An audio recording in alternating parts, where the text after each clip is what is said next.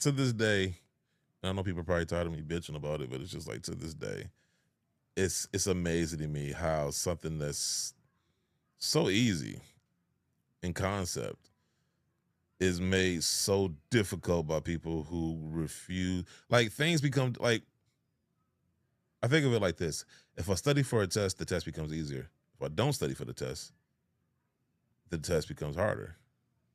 Yeah, but this is like not studying for the test and just knowing that you're gonna pass anyway. But that's my point. Like, Yeah. you go into a test not studying, and then are shocked by the results, and it's like, you don't do your due diligence. You didn't have anybody of color on the design team, and this is not just at Nike. This is across Oh, yeah, brands it's in general. everywhere.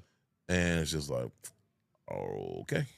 It's like I've always wondered like how Puma was doing a relatively good job too, because they did the Tommy Smith collection. I forgot they had some other collections. well, remember Adidas. At Adidas one too. point, yeah, But Adidas had some good yeah, ideas. It just came down to execution for them. Yeah. And And then and I guess again having the right silhouettes too. Converse. I know it's up Converse, under Nike, yeah. but Converse did a couple years ago. What was it? The NBA, the first black NBA Yep. players. Yeah. So they, so there were some brands attempting to put effort behind it. But for me, effort and execution, right? Like you can I can want to sing, but if I don't practice, if I don't take singing lessons, then you know what I'm saying? I mean, But that's a part of wanting to, right? So it's like, that's what makes me wonder where the effort is, because you can verbally say, oh, we really wanted to. But if I don't see the resources and the time and the work put behind those things, then, it's really hard to take your effort at face value. Because right. what are we basing effort on other than you telling me so, and then if I can look at the history or the track record of the Black History Month collections across all brands, it got progressively worse. Yes. So I don't understand.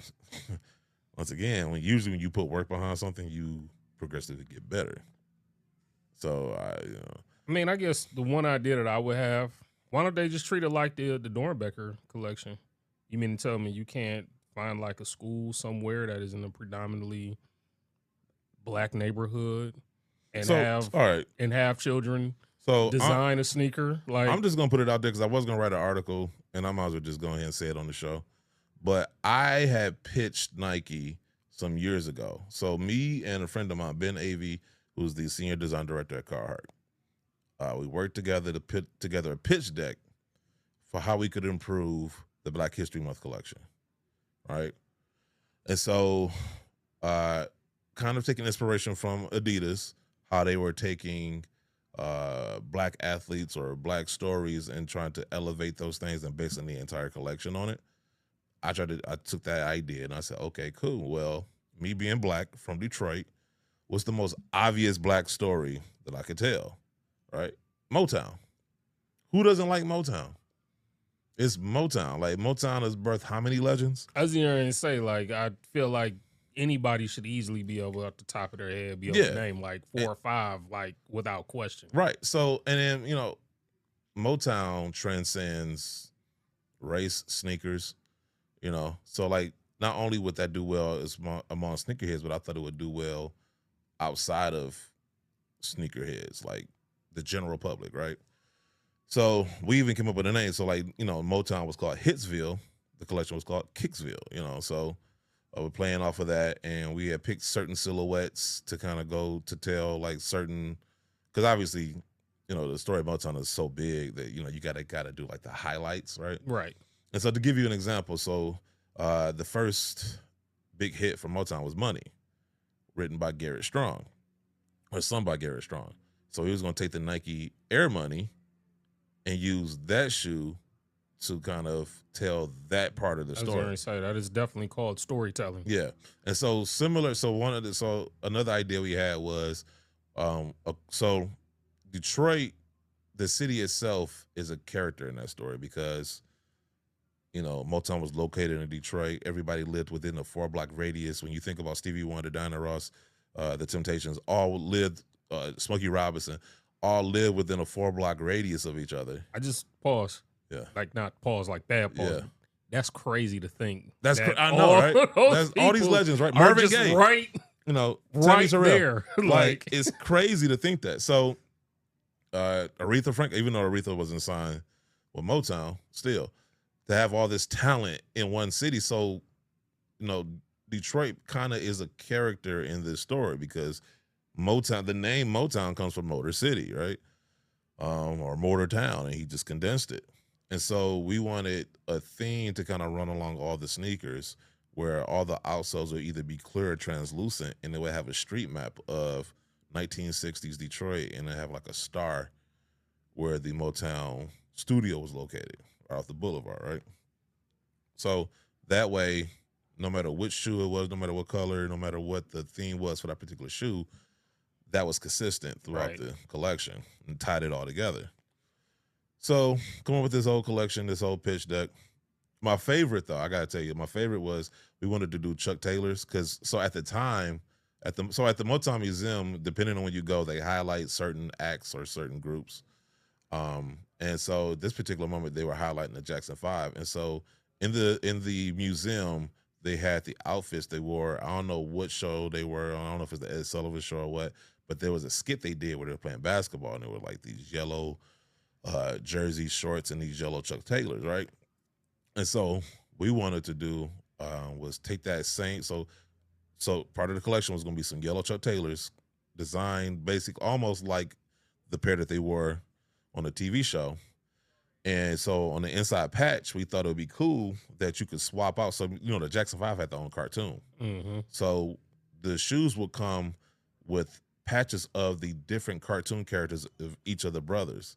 And you could swap out your favorite brother on the shoe. Like, you know, so you could remove the Converse patch and put like Michael or Tito, or whoever your favorite was, right? So we thought it was just kind of cool to do and kind of tie all this together, whatever. So anyway, we pitched this to Nike. We had a series of meetings. I forgot, maybe like 4 or 5, maybe even 6 meetings. It was almost like Mortal Kombat. You beat this character, now you go up the ladder or some shit. And you just keep pitching the same exact thing, and we're moving, and everybody's loving it. Oh yeah, this is good. Da, da, da.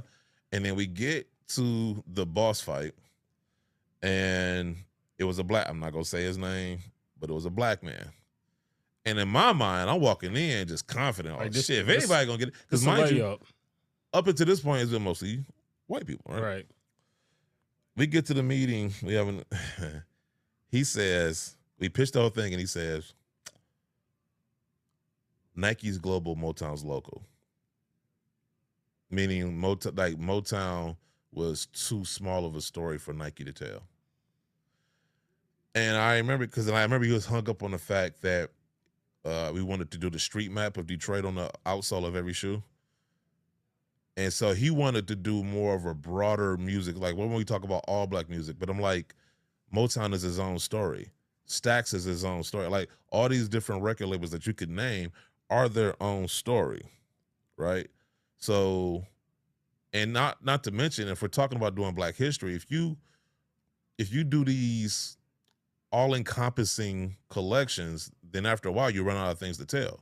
Whereas you elongate the storytelling if you focus on one story. You know, like we do Stax this year, or we do Motown this year, and then maybe 5 years from now we do Stax. That way you elongate the collection. You create a starting point. Yeah. For, you know, to always be able to come back to year after year of kind of like where to get. Okay, yeah. But if we're talking about if we're writing a book of black music in American history, Motown is a chapter, Stax is a chapter. And you could go down the list, right? So instead of making a collection based on the book, let's make collections based on each chapter. That way, once again, we can add life to this Black history thing, right? Right. So, so he said Motown was local, Nike was global. Now, mind you, leading up to this, let's think about all the designs Nike specifically has done for Black History Month. It's been tribal print, Pan-African colorways, Kenté cloth, right? I think, you know, it was like 1 year is like based on a tribal print in Ghana. So his whole argument was kids don't know enough about Motown for this to be successful. That's why you teach it to them. That's so one, what you just said, the whole point of making a Black History Month collection is to elevate these stories and using sneakers as a means to do it. Two, okay, so kids don't know about Motown, but they know about the tribal print in Ghana. Exactly. Like, what make, like, motherfucker, like, and so then it's like, so it was funny because Ben, because we was all on a Zoom call, and Ben texted me, and he could tell, like, I'm about to pop off. Like, you know, he's like, don't do it. So, but I was just kind of like, kids know about Michael Jackson, Right. Motown legend. Kids know about Stevie Wonder, Motown legend. Like Diana Ross, Marvin Gaye, all these people. Like these are worldwide known legends. Yeah. These aren't people that you heard of in the corners of somewhere. Where was he from? Is this guy even still with? Yeah, he's still with Nike. Oh, yes. Yeah. In the same. Yeah, and you know what's funny about that when he said that? So if you've ever been to the Motown Museum, they have a board, like this big ass board with the world map. And if you're the first person from a particular location, you get to put a pin in that map from where you're from. So you can see all the people from around the world that have come to visit. Yeah. Yeah. That thing is full of pins. So for me, it was just kind of like Paul McCartney redid the piano, the original piano that they used in the studio. Like Paul McCartney, and it was just kind of like, okay, so it was just like, it was such a letdown because it was just like this black man is discounting a black story because he feels like it isn't worthy or big enough for Nike to tell. Like just because he's unaware of it. Like that's what I'm saying. Like clearly, but I'm like, if the shoe is dope, and this is why, and when we talked about the brick forest, right? To me, it came down to execution. If the shoes are dope, the shoes would then lead to the story behind it. Right. Right. And as a matter of fact, part of the box. So if you ever have a Dornbecker shoe, on the lid, it gives you the backstory of that child, right? So on the lid, what we wanted to do was kind of do that same thing where we gave the backstory to that particular group or particular element that we were focused on in that particular shoe to give you further exposition, you know? Like, so if there's a Jackson 5 Chuck Taylor, like, you know, give you the backstory to Jackson's. If there's a Supreme Air Max 1, you know, whatever. I think we wanted to do a Supreme Air Max 95. And so we had all these ideas. You know, we had thought long and hard about which shoe we wanted to use for what element of the story. Like my favorite was the Holland Dozier and Holland. It was the Converse Pro Leather. So there was a story I come across where they had this old couch. It was made out of chenille material or whatever. Yeah, that sounds like an old couch. Yeah, and you know, just the 80s, 70s, 80s, right? And it was this, and so I thought about using that material for the Pro Leather and have like musical notes kind of etched into it. And then the Converse logo made out of gold records. And you know what I'm saying? Like just kind of like, once again, just telling the story. Yeah. And so, like I said, to put all this thought, because my whole thing has always been, it's not enough to point out a problem, create a solution. So I can sit up here and bitch about the Black History Month all day, collections all day, right? But I gave y'all a solution. And I mean, it's a fucking layup. You know what I'm saying? And so the idea behind, so that was my pitch, right? But the overall pitch was, all right, Nike, y'all having problems telling these stories. Okay, why don't you every February or every year collaborate with a black creative? So that way you look like you're giving them an opportunity. And if it fails, it ain't just on you. Right. You know what I'm saying? And so, and that way, you know, you could tell, you know what I'm saying? You could tell more of these black stories because, I mean. Well, plus you allowing us to be able to tell our story. Right. You allowing us to tell our story. So that way it's going to be told the right way. Right. You know, and so, you know, I'm breaking this down to him or whatever, and to have a black man be like that. And so that shit just kind of pissed me the fuck off. And that's why I never came to fruition. I had pitched this like years ago. And I even put some of the photos up, I just think it's crazy that somebody would tell you that Motown is local when yet and Nike's global. Well, that Air Max 180 that came out about a month ago, the Apron Records. Yeah. Remember I told you, I'm like, what the fuck is an Apron Records? That's why I was kind of that it is it's that's why I was like annoyed that. with It's that. stuff like that where I'm just like, make this make sense. Like again, and who knows? Maybe Apron Records, no knock on Apron Records, but they're not setting the world on fire. But that's what I'm saying. Is like clearly that's something in the UK, right? Yeah. That's not global. I will say I think that collaboration, in the interest of fairness, had a lot to do with their connection to either Powder or some other sneaker brand that has a tight relationship with Nike. But even with that being said, but even with that, man, like just call it what it is, bullshit. Like Rockefeller had Air Force One. Motown don't deserve a shoe. He ain't lying. And then this would annoy me. This would annoy me the most. Is because I had reached out to people at Motown and I told them about the idea or whatever. Because obviously, in order for us to do a Motown collection, you gotta get their licensing. Sign off. There's a lot of legal stuff you got to get through. These motherfuckers try to go behind my back with it. Well, of course. And I was just kind of like, damn, like y'all wasn't even thinking about doing this until I came over here, and then they started like, but even when they pitched them directly, Nike still was like, yeah, whatever. It's crazy to me. It's crazy to me that's like, is it art? Okay, I'm gonna say it's crazy to me, but then I feel like it makes sense. Because remember I told you like when we went to Nike, how like just it was weird. Like it just feels like out there in Beaverton, it is like its own world closed off from the rest of society. It is, and that's from that sound of Motown is local, Nike is global. Like that lets me know like the arrogance in that statement though. You are in your own box. The arrogance in that statement. Rick James is another, like the arrogance in the statement of Boyz II Men, Motown. Like it's crazy to me. Like especially it's like I had to question like what household did you grow up in? Because growing up in my household, Temptations. You hearing some? I mean, I was gonna say we can keep going. No, we can go all day. That's what I'm saying. Like you gonna like come across whether it's your grandmother or even your parents, you're gonna come across this old school music, and a lot of it was Motown. Like case in point, Christmas don't start until it's Temptations sing "Silent Night." Like that's just the official start of Christmas in my house. That and Donny Hathaway. Yeah, Silent Night, Temptations is the official opening of Christmas, the Christmas season. And so for me, it was just like I'm still trying to figure it. I'm still trying to figure out that comment only because like now I'm thinking back to a lot of the other Nike collabs that identify maybe like locations and especially just in the US, right? So I'll tell you one for example, the Rucker Park Air Force One. Mm-hmm. Okay, I've heard of Rucker Park. Yeah, I'm pretty sure people outside of New York have heard of Rucker Park. So you mean to tell me it's people outside of New York?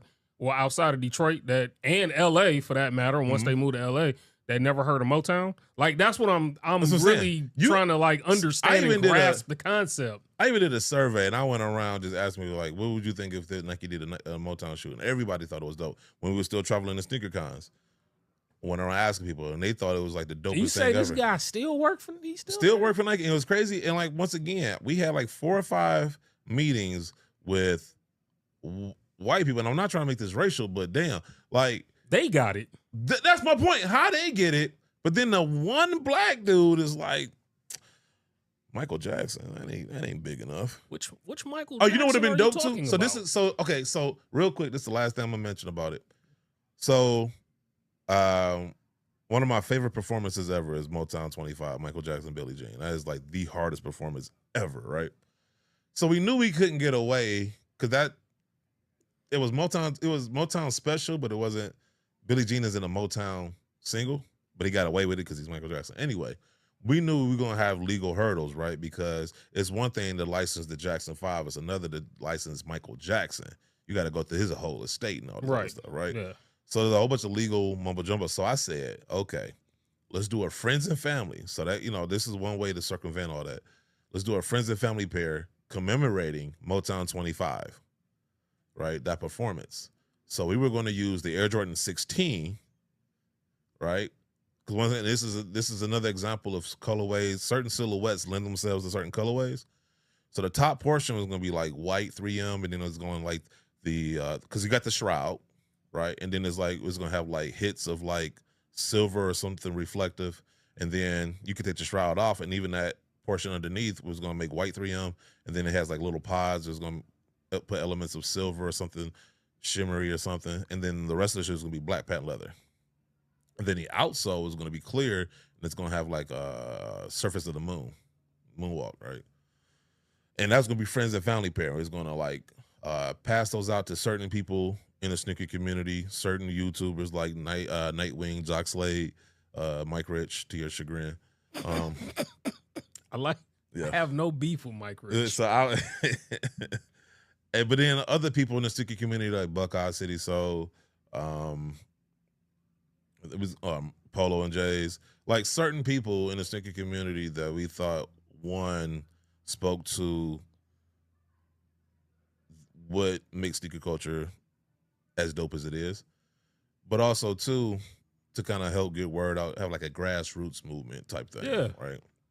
Because I ain't want to just give it to like, oh, let's give it to Seth Fowler. Like, no, let's give it to people that we think are the best of what sneaker culture is. Yeah, and also people that would get it. Yeah, that too. And so that was the idea. It was going to take the Air Jordan 16 and kind of just play off of Michael Jackson, you know, his iconic white socks and black shoes. And so I'm telling you, we thought long and hard about this shit. And it was just like, Motown's local, Nike's global. That's crazy. And it's just like the craziest shit. And it's like, yo, so I can't pitch Motown. Like, what else can I pitch? Like, what black story then is big enough for y'all? Just did a shoe on Black Cowboys. That's big, but Motown isn't. Yeah, and that's not a knock. That's not a knock on Black Cowboys. Like, that was a story worth telling because a lot of people don't know about it. But that's the point. The Black History Collection was meant to elevate those black stories through the use of sneakers and bring it to the 20, what are we in, the 21st century now? So, you know, so that's what made it frustrating. But it's like, you telling me that, but then every shoe you've made is based on Kenté cloth and tribal print. So it's like, so they don't know about Motown, but they know about the tribal print in Ghana. They know about the Kenté cloth in whatever country you decided to, like, and let's be honest, the reason you did that shit is because it's easy. You could just Google tribal print that on the shoe, and it doesn't require no work. That's why when we asked them directly who's on the design team for the Black History Month collection, they didn't want to tell us because they knew they ain't had nobody black on there. We talked about it one year when Westbrook came out the Super Soaker. He had a Super Soaker joint, and kind of find out the designer or the creator of the Super Soaker was the black man. Guy. Yeah, yep. That would have been it. That would have been an easy. Layups. And the fact that y'all are blowing that because nobody took the fucking time to do any type of due diligence whatsoever is beyond me. And it's just, it's infuriating. It's insulting. And, you know. No, it is, because I think the other crazy part is I feel it's disrespectful in two ways to say that, you know, the Motown comment that he made. Yeah. It's disrespectful in the sense of, Black history is Black history. Whether you think that it's local or not, it's still Black history. Mm-hmm. The second thing is that really, like, outside of that really pisses me off is I feel like that is always the knock against Detroit. Like, it's a knock against the city. Like, if Motown had been founded in L.A. or founded in New York, I bet you he wouldn't have made that comment. Yeah, but I can guarantee you he wouldn't have made that comment. But that's what makes that story so significant is the fact that it's a house in the middle of some neighborhood in Detroit. Like, it wasn't in New York. It wasn't like, it defied all the odds. It wasn't in a major music market that made sense. It was in Detroit of all places, and it's called the Motown sound for a reason. They basically defined the 60s as far as music. And you're gonna tell me that they're not big enough? All right, bro. Again, that's why I said, like, to me, that's forever that knock against the city. That is wild talk. Because like I said, had Motown been founded in New York or LA, he would have been all over it. But you know what I gotta say to that guy that's still there? This is like, seriously. Like, I'm telling you, because that's bullshit. It is bullshit. Like, seriously, it is. Like, but anyway.